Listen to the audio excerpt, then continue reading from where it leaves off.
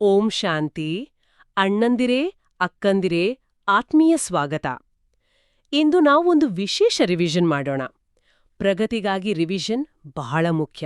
ಆದ್ರಿಂದ ಬನ್ನಿ, 22 December 2025ರಿಂದ 28 December 2025ರವರೆಗೆ ಬಂದ ಒಂದು ವಾರದ ಮುರಳಿಗಳಲ್ಲಿರುವ ವರದಾನ ಮತ್ತು ಸ್ಲೋಗನ್ಗಳ ವಿಚಾರಸಾಗರ ಮಂಥನವನ್ನು ಮಾಡೋಣ. ಓಂ ಶಾಂತಿ. ಖಂಡಿತ ಈ ಮಂಥನ ಆಕ್ಚುಲಿ ಇದು ತುಂಬಾನೇ ಮುಖ್ಯ. ಯಾಕೆಂದರೆ ಪ್ರತಿದಿನ ಮುರಳಿಯಲ್ಲಿ ಸಿಗೋ ವರದಾನ ಆರ್ ಸ್ಲೋಗನ್ಗಳು ಅವು ಬರೀ ಸುಂದರವಾದ ಮಾತುಗಳಲ್ಲ. ಹೌದು ಹೌದು, ಅವು ಬಾಬಾರವರು ನಮಗೆ ಕೊಡುವ ಶಕ್ತಿಶಾಲಿ ಆಧ್ಯಾತ್ಮಿಕ ಬೀಜಗಳಿದ್ದಂತೆ ಅಲ್ವಾ? ನಿಜ, ಅತ್ಯಂತ ಶಕ್ತಿಶಾಲಿ ಬೀಜಗಳು. ಆದ್ರೆ ಆ ಬೀಜಗಳು ನಮ್ಮ ಜೀವನದಲ್ಲಿ ಫಲ ಕೊಡ್ಬೇಕಂದ್ರೆ ಅದಕ್ಕೆ ಚಿಂತನೆ ಅಥವಾ ಮನನ ಅನ್ನೋ ನೀರು ಬೇಕೇ ಬೇಕು. ನೀರಿಲ್ದೆ ಹೋದ್ರೆ, ಇಲ್ಲದಿದ್ರೆ ಆ ಜ್ಞಾನ ಬರೀ ಬುದ್ಧಿಯಲ್ಲಿ ಉಳಿದುಬಿಡುತ್ತೆ, ಅನುಭವಕ್ಕೆ ಬರೋದೇ ಇಲ್ಲ. ಸರಿಯಾಗಿ ಹೇಳಿದ್ರಿ. ಈ ವಾರದ ಮುರಳಿಗಳನ್ನ ನೋಡಿದಾಗ ನನಗೂ ಒಂದು ವಿಶೇಷತೆ ಎದ್ದು ಕಾಣಿಸ್ತು. ಬಾಬಾ ನಮ್ಮನ್ನ ಕೇವಲ ಜ್ಞಾನವನ್ನ ಕೇಳೋ ವಿದ್ಯಾರ್ಥಿಗಳಾಗಿ ನೋಡ್ತಾ ಇಲ್ಲ, ಬದಲಾಗಿ ಜಗತ್ತಿಗೆ ನೀಡುವಂತಹ ಮಾಸ್ಟರ್ ಸ್ವರೂಪದಲ್ಲಿ ನೋಡೋಕ್ ಬಯಸ್ತಾ ಇದ್ದಾರೆ. ಹೌದು, ಈ ವಾರದ ಪಯಣವೇ ಆ ಮಾಲೀಕತನದ ಸ್ಥಿತಿಯ ಕಡೆಗೆ ಇದೆ ಅಂತ ನನಗೂ ಅನ್ನಿಸ್ತು. ಹಾಗಾದ್ರೆ ಮೊದಲಿನಿಂದಲೇ ಶುರು ಮಾಡೋಣ. ಖಂಡಿತ. ಸೋಮವಾರ 22ನೇ ತಾರೀಕಿನ ಮುರಳಿಯ ವರದಾನ ಹೀಗಿದೆ: ತಮ್ಮ ಫರಿಷ್ಠಾ ರೂಪದ ಮೂಲಕ ಗತಿ ಸದ್ಗತಿಯ ಪ್ರಸಾದವನ್ನು ಹಂಚುವಂಥ ಮಾಸ್ಟರ್ ಗತಿ ಸದ್ಗತಿ ದಾತಾ ಭವ. ಫರಿಷ್ಠಾ ರೂಪ ಅನ್ನೋ ಶಬ್ದದಲ್ಲೇ ಎಷ್ಟು ಶಕ್ತಿ ಇದೆ ನೋಡಿ. ಹೌದು, ಫರಿಷ್ಠಾ ರೂಪ ಅಂದ್ರೆ ನಮ್ಮ ಅತ್ಯಂತ ಶುದ್ಧ, ಹಗುರ ಮತ್ತು ಶಕ್ತಿಶಾಲಿ ಆತ್ಮಿಕ ಸ್ಥಿತಿ. ಆ ಸ್ಥಿತಿಯಲ್ಲಿ ಸ್ಥಿತರಾದಾಗ ನಾವು ಮಾತಿನ ಮೂಲಕ ಅಲ್ಲ, ನಮ್ಮ ಇರುವಿಕೆಯಿಂದಲೇ, ನಮ್ಮ ವೈಬ್ರೇಷನ್ ಮೂಲಕ. ಹೌದು, ನಮ್ಮ ವೈಬ್ರೇಷನ್ ಮೂಲಕವೇ ದುಃಖಿ ಆತ್ಮರಿಗೆ ಶಾಂತಿಯ ಅನುಭವ ಮಾಡಿಸಬಹುದು. ಈಗಿನ ಜಗತ್ತಿಗೆ ಬೇಕಾಗಿರೋದೇ ಅದು. ವರದಾನದಲ್ಲಿ ಹೇಳಿದ ಹಾಗೆ ಎಲ್ಲರೂ ಶಾಂತಿಗಾಗಿ ಹುಡುಕುತ್ತಿದ್ದಾರೆ. ಇಲ್ಲೊಂದು ಸೂಕ್ಷ್ಮ ವಿಷಯ ಇದೆ. ಬಾಬಾ ನಮ್ಮನ್ನ ಗತಿ ಸದ್ಗತಿ ದಾತಾ ಆಗಿ ಅಂತ ಹೇಳ್ತಿದ್ದಾರೆ. ಅಂದ್ರೆ ನಾವು ಕೊಡುವವರು. ಆದ್ರೆ ಕೆಲವೊಮ್ಮೆ ನಮ್ಮದೇ ಸಣ್ಣಪುಟ್ಟ ಸಮಸ್ಯೆಗಳಲ್ಲಿ ನಾವು ಸಿಕ್ಕಾಕೊಂಡು ನನಗೆ ಶಕ್ತಿ ಬೇಕು ಅಂತ ಕೇಯೋರಾಗ್ಬಿಡ್ತೀವಿ. ನಿಜ, ಈ ವರದಾನವು ಆ ಸ್ಥಿತಿಯಿಂದ ನಮ್ಮನ್ನ ಮೇಲೆತ್ತಿ ವಿಶ್ವ ಕಲ್ಯಾಣದ ಜವಾಬ್ದಾರಿಯನ್ನ ನೆನಪಿಸುತ್ತಿದೆ. ಸರಿಯಾಗಿ ಹೇಳಿದ್ರಿ. ಇದಕ್ಕೆ ಪೂರಕವಾಗಿ ಅಂದಿನ ಸ್ಲೋಗನ್ ಕೂಡ ಇದೆ: ಮನಸ್ಸನ್ನು ಇಷ್ಟು ಶಕ್ತಿಶಾಲಿಯನ್ನಾಗಿ ಮಾಡ್ಕೊಳ್ಳಿರಿ, ಯಾವುದೇ ಪರಿಸ್ಥಿತಿ ಬಂದ್ರೂ ಮನಸ್ಸನ್ನು ಏರುಪೇರಿನಲ್ಲಿ ತರಬಾರ್ದು. ನೋಡಿ, ಎಷ್ಟು ಸುಂದರವಾದ ಸಂಬಂಧ. ಮಾಸ್ಟರ್ ಗತಿ ಸದ್ಗತಿದಾತ ಆಗ್ಬೇಕಂದ್ರೆ ಮೊದಲು ನಮ್ಮ ಮನಸ್ಸು ಸ್ಥಿರವಾಗಿರ್ಬೇಕು. ಖಂಡಿತ. ಅಲುಗಾಡೋ ಮನಸ್ಸಿನಿಂದ ಯಾರಿಗೂ ಏನನ್ನೂ ಕೊಡೋಕಾಗಲ್ಲ. ಹೌದು. ಹಾಗಾದ್ರೆ ಸೋಮವಾರ ನಮ್ಗೆ ಒಂದು ಅಡಿಪಾಯ ಹಾಕ್ಕೊಟ್ಟಿದೆ: ಸ್ಥಿರ ಮನಸ್ಸಿನಿಂದ ಫರಿಷ್ಠಾ ಸ್ವರೂಪದಲ್ಲಿ ಸೇವೆ ಮಾಡೋದು. ಆದ್ರೆ ಈ ಸ್ಥಿರತೆಯನ್ನ ಹಾಳು ಮಾಡೋದೇ ವಿಕಾರಗಳು. ಬಹುಶಃ ಅದಕ್ಕಾಗಿಯೇ ಮಂಗಳವಾರದ ವರದಾನ ಬಂದಿರಬೇಕು. ಹೌದು, ಸರಿಯಾದ ಸಂಪರ್ಕ. ಮಂಗಳವಾರ 23ನೇ ತಾರೀಕಿನ ಮುರಳಿಯ ವರದಾನ ವಿಕಾರರೂಪಿ ಸರ್ಪವನ್ನೂ ಸಹ ಶಯನ ಮಾಡಿಕೊಳ್ಳುವಂತಹ ವಿಷ್ಣುವಿನ ಸಮಾನ, ಸದಾ ವಿಜಯಿ, ನಿಶ್ಚಿಂತ ಭವ.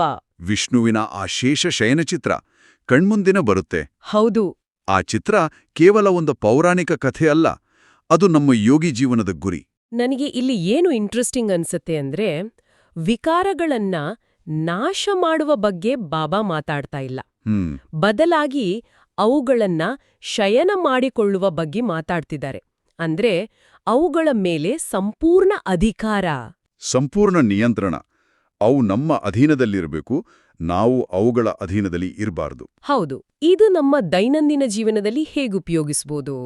ನಮ್ಮನ್ನ ಕಾಳೋ ಸಣ್ಣ ಸಣ್ಣ ವಿಕಾರಗಳು, ಉದಾಹರಣೆಗೆ ಕೋಪ, ಕಿರಿಕಿರಿ, ಅಹಂಕಾರ, ಇವುಗಳೇ ಆ ಸಣ್ಣ ಸಣ್ಣ ಸರ್ಪಗಳು. ಜ್ಞಾನ ಮತ್ತು ಯೋಗದ ಶಕ್ತಿಯಿಂದ ಅವುಗಳ ಮೇಲೆ ವಿಜಯ ಪಡೆದು ಅವುಗಳ ಮಧ್ಯದಲ್ಲೇ ನಿಶ್ಚಿಂತರಾಗಿ ಸಂತೋಷವಾಗಿ ಇರೋದೇ ನಿಜವಾದ ಶೇಷಶಯನ ಸ್ಥಿತಿ. ಇವತ್ತಿನ ಈ ಡಿಜಿಟಲ್ ಯುಗದಲ್ಲಿ ಬರೋ ನಿರಂತರ ನೋಟಿಫಿಕೇಷನ್ಗಳು, ಆತಂಕಗಳು, ಆಸೆಗಳು ಇವೂ ಕೂಡ ಸಾವಿರಾರು ಸಣ್ಣ ಸರ್ಪಗಳಿದ್ದಂತೆ. ಅದ್ಭುತವಾದ ಹೋಲಿಕೆ. ಅವುಗಳ ಮಧ್ಯೆ ಶಾಂತವಾಗಿರೋದೇ ಈ ಸ್ಥಿತಿಯಲ್ವಾ? ಖಂಡಿತ. ಈ ಸ್ಥಿತಿಯನ್ನ ತಲುಪೋಕೆ ಅಂದಿನ ಸ್ಲೋಗನ್ ದಾರಿ ತೋರಿಸುತ್ತೆ. ಬಾಲಕ ಮತ್ತು ಮಾಲೀಕತನದ ಬ್ಯಾಲೆನ್ಸ್ನಿಂದ ಪ್ಲಾನ್ ಅನ್ನ ಪ್ರಾಕ್ಟಿಕಲ್ನಲ್ಲಿ ತನ್ನಿ. ಇದು ಎಷ್ಟು ಆಳವಾದ ಮಾತು! ಹೌದು. ಈ ಸಮತೋಲನಲೇ ಎಲ್ಲದಕ್ಕೂ ಕೀಲಿ. ಬಾಬಾ ಮುಂದೆ ಸಂಪೂರ್ಣ ಸಮರ್ಪಣೆಯ ಭಾವನೆಯುಳ್ಳ ಬಾಲಕ. ಆಗ ನಮ್ಗೆ ಶಕ್ತಿ ಸಿಗುತ್ತೆ. ಹೌದು. ಆದರೆ ಜಗತ್ತಿನ ಮುಂದೆ, ಮಾಯೆಯ ಮುಂದೆ, ವಿಕಾರಗಳ ಮುಂದೆ ಸಂಪೂರ್ಣ ಮಾಲೀಕ. ಹ ಈ 2 ಸ್ಥಿತಿಗಳ ಬ್ಯಾಲೆನ್ಸ್ ಇದ್ದಾಗ ಮಾತ್ರ ನಮ್ಮ ಪ್ರತಿಯೊಂದು ಯೋಜನೆಯೂ ಯಶಸ್ವಿಯಾಗತ್ತೆ. ಸೋಮವಾರ ಸ್ಥಿರತೆ, ಮಂಗಳವಾರ ವಿಕಾರಗಳ ಮೇಲೆ ವಿಜಯ. ಈ ಸ್ಥಿತಿಯನ್ನ ತಲುಪಿದ ಮೇಲೆ ಮನಸ್ಸಿನಲ್ಲಿ ಗೊಂದಲಗಳು ಬರಬಾರದು. ಬುಧವಾರದ ವರದಾನ ಇದನ್ನೇ ಹೇಳ್ತೆ ಅನ್ಸುತ್ತೆ. ಹೌದು, ಬುಧವಾರದ ವರದಾನ. ಏಕೆ, ಏನು ಎನ್ನುವ ಪ್ರಶ್ನೆಯ ಜಾಲದಿಂದ ಸದಾ ಮುಕ್ತಲಾಗಿರುವಂತಹ ವಿಶ್ವ ಸೇವಾಧಾರಿ ಚಕ್ರವರ್ತಿ ಭವ. ಈ ಏಕೆ ಹೀಗಾಯ್ತು, ಏನ್ ಮಾಡ್ಬೇಕು, ಈ ಪ್ರಶ್ನೆಗಳು ಯಾವಾಗ್ ಬರ್ತವೆ ಅಂದ್ರೆ, ಯಾವಾಗ ನಾವು ಸ್ವದರ್ಶನ ಚಕ್ರವನ್ನ ತಿರುಗಿಸೋದನ್ನ ಬಿಟ್ಟು ಪರಚಿಂತನೆಯಲ್ಲಿ ತೊಡಗಿದಾಗ. ಸ್ವದರ್ಶನ ಚಕ್ರ ಅಂದ್ರೆ ಆತ್ಮನಾದ ನಾನು ಯಾರು, ನನ್ನ ಪಾತ್ರವೇನು, ಈ ಸೃಷ್ಟಿಚಕ್ರ ಹೇಗೆ ನಡೆಯುತ್ತೆ ಅನ್ನೋ ಜ್ಞಾನದ ಅರಿವು. ಹೌದು, ಆ ಅರಿವಿನಲ್ಲಿ ಸ್ಥಿತರಾದಾಗ ವ್ಯರ್ಥ ಪ್ರಶ್ನೆಗಳು ಹುಟ್ಟೋದೇ ಇಲ್ಲ. ಇದು ನಮ್ಮ ಸ್ಥಿತಿಗೆ ಏನ್ ಸೂಚನೆ ಕೊಡುತ್ತೆ? ಚಿಂತನೆ ಬದಲು ಪರಚಿಂತನೆಯಲ್ಲಿ ಅಥವಾ ವ್ಯರ್ಥ ವಿಚಾರಗಳಲ್ಲಿ ಸಿಕ್ಕಾಕೊಂಡಿದೆ ಅಂತ ಅರ್ಥ. ಆಗ ತಕ್ಷಣ ಎಚ್ಚೆತ್ಕೊಂಡು ಜ್ಞಾನದ ಮಂಥನ ಮಾಡಬೇಕು. ಇದಕ್ಕೆ ಪರಿಹಾರವೇ ಅಂದಿನ ಸ್ಲೋಗನ್. ಪ್ಲೇನ್ ಬುದ್ಧಿಯಿಂದ ಪ್ಲಾನ್ ಅನ್ನು ಪ್ರಾಕ್ಟಿಕಲ್ನಲ್ಲಿ ತನ್ನಿ, ಆಗ ಸಫಲತೆ ಸಮಾವೇಶ ಆಗಿರ್ತದೆ. ಪ್ಲೇನ್ ಬುದ್ಧಿ ಅಂದ್ರೆ ಏನು? ಅದೇ, ಏಕೆ ಏನು ಅನ್ನೋ ಪ್ರಶ್ನೆಗಳ ಗೊಂದಲವಿಲ್ಲದ ಶುದ್ಧ ಮತ್ತು ಸ್ಪಷ್ಟವಾದ ಬುದ್ಧಿ. ಅಂತಹ ಬುದ್ಧಿಯಿಂದ ಮಾಡಿದ ಯೋಜನೆಗಳಲ್ಲಿ ಯಶಸ್ಸು ಖಂಡಿತ. ಈ 3 ದಿನಗಳ ವರದಾನಗಳು ಒಂದಕ್ಕೊಂದು ಎಷ್ಟು ಚೆನ್ನಾಗಿ ಹೆಣೆದುಕೊಂಡಿವೆ ನೋಡಿ. ಹೌದು, ಸ್ಥಿರ ಮನಸ್ಸು, ವಿಕಾರಗಳ ಮೇಲೆ ವಿಜಯ ಮತ್ತು ಪ್ರಶ್ನೆಗಳಿಂದ ಮುಕ್ತ ಸ್ಥಿತಿ. ಇದು ಒಂದು ಉನ್ನತ ಸ್ಥಿತಿಯ ಮೆಟ್ಟಿಲುಗಳ ತರ. ಈ ಸ್ಥಿತಿಯನ್ನ ಇನ್ನಷ್ಟು ಸೂಕ್ಷ್ಮ ಮಟ್ಟಕ್ಕೆ ಕೊಂಡೊಯ್ಯೋದೇ ಗುರುವಾರದ ವರದಾನ. ಹೌದು, ಗುರುವಾರ 25ನೇ ತಾರೀಕಿನ ಮುರಳಿಯ ವರದಾನ. ಶುದ್ಧ ಸಂಕಲ್ಪದ ವ್ರತದ ಮುಖಾಂತರ ವೃತ್ತಿಯ ಪರಿವರ್ತನೆ ಮಾಡುವಂತಹ ಹೃದಯ ಸಿಂಹಾಸನಾಧಿಕಾರಿ ಭವ. ಇಲ್ಲಿ ಪುರುಷಾರ್ಥವು ಸ್ಥೂಲದಿಂದ ಸೂಕ್ಷ್ಮದ ಕಡೆಗೆ ಹೋಗ್ತಿದೆ. ಹೌದು, ಕೇವಲ ಮಾತು, ಕರ್ಮ ಮಾತ್ರ ಅಲ್ಲ. ನಮ್ಮ ಸಂಕಲ್ಪಗಳಲ್ಲಿಯೂ ಅಪವಿತ್ರತೆ ಬರಬಾರದು. ಶುದ್ಧ ಸಂಕಲ್ಪದ ವ್ರತ, ಈ ಶಬ್ದವೇ ಎಷ್ಟು ಗಂಭೀರವಾಗಿದೆ. ವ್ರತ ಅಂದ್ರೆ ದೃಢ ನಿಶ್ಚಯ. ನಮ್ಮ ಪ್ರತಿಯೊಂದು ಸಂಕಲ್ಪವು ನಮ್ಮ ವೃತ್ತಿ ಅಂದ್ರೆ ನಮ್ಮ ದೃಷ್ಟಿಕೋನವನ್ನ ನಿರ್ಧರಿಸುತ್ತೆ. ನಮ್ಮ ದೃಷ್ಟಿಕೋನ ಹೇಗಿರುತ್ತೋ ನಮ್ಮ ಪ್ರಪಂಚವೂ ಹಾಗೆ ಕಾಣುತ್ತೆ ಮತ್ತು ನಮ್ಮ ಭವಿಷ್ಯದ ಸೃಷ್ಟಿಯೂ ಹಾಗೆ ಆಗುತ್ತೆ.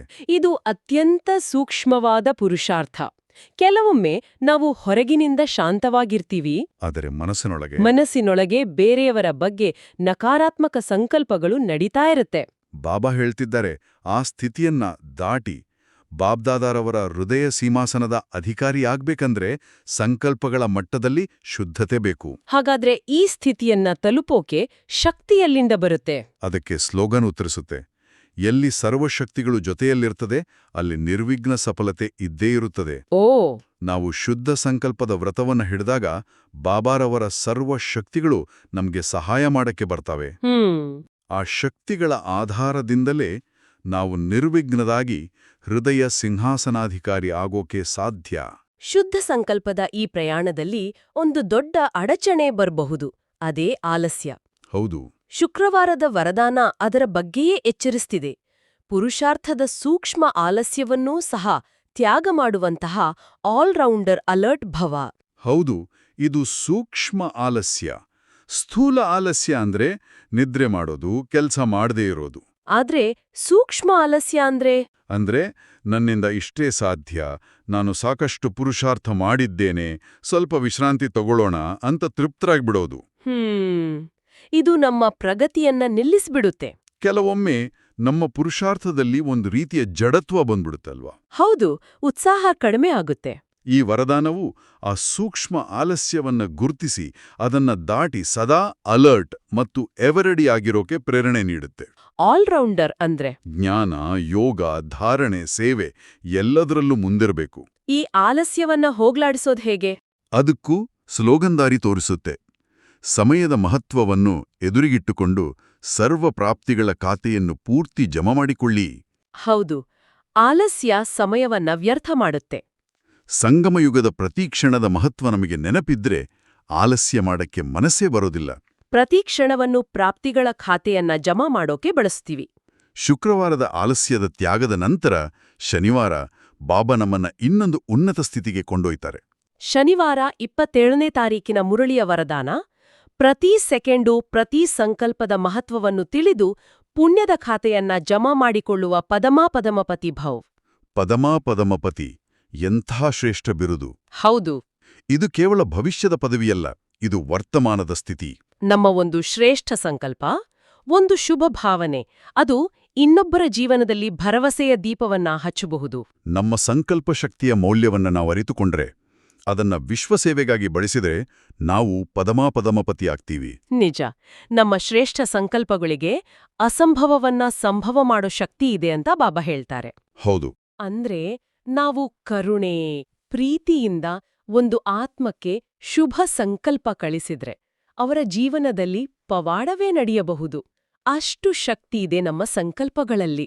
ಆದ್ರೆ ಈ ರೀತಿ ಪುಣ್ಯ ಜಮಾ ಮಾಡೋದು ಕಷ್ಟಕರವಾದ ಪರಿಶ್ರಮ ಅಂತ ಅನಿಸಬಾರ್ದು. ಅದಕ್ಕಾಗಿಯೇ ಸ್ಲೋಗನ್ ಹೇಳತ್ತೆ, ಪ್ರತಿಯೊಂದು ಕರ್ಮವನ್ನು ಅಧಿಕಾರಿ ಎನ್ನುವ ನಿಶ್ಚಯ ಮತ್ತು ನೆಶೆಯಿಂದ ಮಾಡ್ತೀರಂದ್ರೆ ಪರಿಶ್ರಮವು ಸಮಾಪ್ತಿಯಾಗಿ ಬಿಡುತ್ತದೆ. ನಾನು ಅಧಿಕಾರಯುಕ್ತ ಆತ್ಮ, ನಾನು ಮಾಸ್ಟರ್ ಸರ್ವಶಕ್ತಿವಾನ್, ಈ ನಿಶ್ಚಯದಿಂದ ಕರ್ಮ ಮಾಡಿದ್ರೆ ಪ್ರತಿಯೊಂದು ಕರ್ಮವೂ ಸಹಜ ಮತ್ತು ಆನಂದದಾಯಕ ಅನುಭವವಾಗತ್ತೆ. ಇಡೀ ವಾರದ ಪಯಣದ ಕೊನೆಯಲ್ಲಿ ಭಾನುವಾರ ಬಾಬಾ ನಮ್ಮನ್ನ ನಮ್ಮ ಅಂತಿಮ ಸ್ವರೂಪದ ಕಡೆಗೆ ಕರ್ಕೊಂಡೋಗ್ತಾರೆ. ಹೌದು, ಭಾನುವಾರ 28ನೇ ತಾರೀಕಿನ ಮುರಳಿಯ ವರದಾನ ಸರ್ವಶಕ್ತಿಯ ಅಧಿಕಾರದ ಆಧಾರದ ಮೇಲೆ ಆತ್ಮರನ್ನು ಶ್ರೀಮಂತರನ್ನಾಗಿ ಮಾಡುವಂತಹ ಪುಣ್ಯಾತ್ಮಭವ. ನೋಡಿ, ಇಲ್ಲಿ ಮತ್ತೆ ಅಧಿಕಾರ ಅನ್ನೋ ಶಬ್ದ ಬಂತು. ಹೌದು, ಬಾಬಾ ನಮಗೆ ಪ್ರಕೃತಿಜೀತ್ ಮತ್ತು ಮಾಯಾಜೀತ್ ಆಗೋ ವಿಶೇಷ ಅಧಿಕಾರವನ್ನ ನೀಡಿದ್ದಾರೆ. ಈ ಅಧಿಕಾರವನ್ನ ಕೇವಲ ನಮಗಾಗಿ ಬಳಸೋದಲ್ಲ, ಅಲ್ಲ, ಇತರ ಆತ್ಮರನ್ನ ಶ್ರೀಮಂತ ಅಥವಾ ಮಾಲ್ ಮಾಡೋಕ್ ಬಳಸಬೇಕು. ನಮ್ಮ ಒಂದು ಶುಭ ಸಂಕಲ್ಪ ಇನ್ನೊಬ್ಬರ ಭಾಗ್ಯದ ಬಾಗಿಲನ್ನೇ ತೆರೆಯಬಹುದು. ಇದು ನಮ್ಮ ಮಹಾದಾನಿ ಸ್ವರೂಪ. ನಮಗೆ ಸಿಕ್ಕಿರೋ ಜ್ಞಾನ, ಶಕ್ತಿ, ಗುಣಗಳನ್ನ ನಾವು ಇತರರಿಗೆ ಹಂಚಿದಷ್ಟು ಅದು ನಮ್ಮಲ್ಲಿ ವೃದ್ಧಿಯಾಗುತ್ತೆ. ನಿಜ. ನಮ್ಮ ಶುದ್ಧ ಸಂಕಲ್ಪಗಳ ಮೂಲಕ ಯಾವುದೇ ಆತ್ಮನನ್ನ ತಂದೆಯೊಂದಿಗೆ ಜೋಡಿಸೋದೆ ಅವರನ್ನ ಶ್ರೀಮಂತರನ್ನಾಗಿ ಮಾಡೋದು. ಮತ್ತು ಈ ಪಯಣದ ಅಂತಿಮ ಫಲಿತಾಂಶವೇನು ಅದನ್ನ ಅಂದಿನ ಸ್ಲೋಗನ್ ಬಹಳ ಸ್ಪಷ್ಟವಾಗಿ ಹೇಳುತ್ತೆ. ಹೌದು, ಸ್ಲೋಗನ್ ಹೀಗಿದೆ: ಯಾವಾಗ ನೀವು ಸಂಪೂರ್ಣತೆಯ ಅಭಿನಂದನೆಗಳನ್ನ ಆಚರಿಸುವಿರಿ, ಆಗ ಪ್ರಕೃತಿ, ಸಮಯ ಮತ್ತು ಮಾಯೆ ನಿಮ್ಮಿಂದ ಬೀಳ್ಕೊಡುಗೆ ತೆಗೆದುಕೊಳ್ಳುತ್ತದೆ. ಇದು ನಮ್ಮ ಅಂತಿಮ ವಿಜಯದ ಸ್ಥಿತಿ. ಖಂಡಿತ. ನಾವು ಪುಣ್ಯಾತ್ಮರಾಗಿ, ಅಧಿಕಾರಯುಕ್ತರಾಗಿ ನಮ್ಮ ಸಂಪೂರ್ಣ ಸ್ಥಿತಿಯನ್ನ ತಲುಪಿದಾಗ ಮಾಯೆ ಮತ್ತು ಪ್ರಕೃತಿ ಕೂಡ ನಮ್ಮ ದಾಸಿಯಾಗುತ್ತೆ. ಆಗ ಯಾವುದೇ ಅಡೆತಡೆಗಳು ಇರೋದಿಲ್ಲ. ಇದು ನಮ್ಮ ಅಂತಿಮ ಗುರಿ. ಈ ವಾರದ ಎಲ್ಲಾ ವರದಾನ ಮತ್ತು ಸ್ಲೋಗನ್ಗಳನ್ನ ಒಟ್ಟಾಗಿ ನೋಡಿದಾಗ ಒಂದು ಸ್ಪಷ್ಟವಾದ ಚಿತ್ರಣ ಸಿಗುತ್ತೆ. ಏನನ್ಸ್ತು? ಬಾಬಾ ನಮ್ಮನ್ನ ಪರಿಶ್ರಮದ ಪುರುಷಾರ್ಥದಿಂದ ಮೇಲೆತ್ತಿ ಅಧಿಕಾರಯುಕ್ತ, ಮಾಲಿಕ ಮತ್ತು ವಿಶ್ವಸೇವೆಯ ಜವಾಬ್ದಾರಿಯುತ ಸ್ಥಿತಿಯ ಕಡೆಗೆ ಕರ್ಕೊಂಡೋಗ್ತಾ ಇದ್ದಾರೆ. ಹೌದು, ವಿಜಯಿ, ಚಕ್ರವರ್ತಿ, ಹೃದಯ ಸಿಂಹಾಸನಾಧಿಕಾರಿ, ಪದಮಾಪದಮಪತಿ ಈ ಎಲ್ಲಾ ಶಬ್ದಗಳು ನಮ್ಮ ಮಾಲೀಕತನದ ಸ್ಮೃತಿಯನ್ನ ಜಾಗೃತಗೊಳಿಸುತ್ತವೆ. ಹೌದು. ವಿಕಾರಗಳು, ಪ್ರಶ್ನೆಗಳು ಮತ್ತೆ ಆಲಸ್ಯದಂತಹ ಸೂಕ್ಷ್ಮ ಶತ್ರುಗಳ ಮೇಲೆ ಹೇಗೆ ವಿಜಯ ಪಡೆಯಬೇಕು ಅಂತ ಬಾಬಾ ನಮಗೆ ಹಂತ ಹಂತವಾಗಿ ಮಾರ್ಗದರ್ಶನ ನೀಡಿದ್ದಾರೆ. ಮತ್ತು ಸ್ಲೋಗನ್ಗಳು ಈ ಉನ್ನತ ಸ್ಥಿತಿಯನ್ನು ತಲುಪೋ ಪ್ರಾಯೋಗಿಕ ವಿಧಾನಗಳನ್ನ ತಿಳಿಸ್ತವೆ. ಶಕ್ತಿಶಾಲಿ ಮನಸ್ಸು, ಬಾಲಕ ಮಾಲೀಕತನದ ಸಮತೋಲನ, ಸ್ಪಷ್ಟ ಬುದ್ಧಿ ಮತ್ತು ಸಮಯದ ಸದುಪಯೋಗ. ಒಟ್ಟಿನಲ್ಲಿ ಈ ವಾರ ನಮ್ಮನ್ನ ಆತ್ಮ ಅಧಿಕಾರದ ಉನ್ನತ ಸ್ಥಿತಿಯಲ್ಲಿ ಸ್ಥಿತರಾಗೋಕೆ ಪ್ರೇರೇಪಿಸಿದೆ.